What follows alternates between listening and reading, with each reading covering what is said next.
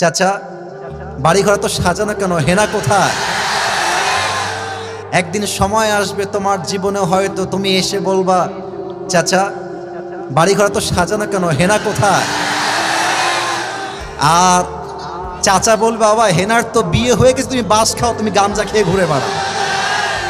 এটা আমি তোমাদেরকে মন প্রাণ থেকে বলছি, যুবক ভাইরা অলওয়েজ মাথায় রাখবা, পুরুষ মানুষ যতদিন টাকা কামাই করতে পারে সবার কাছে প্রিয় থাকে, আর যেই দিন থেকে টাকা কামাই বন্ধ হয়ে যায় আপন মানুষগুলো সব পর হয়ে যায়।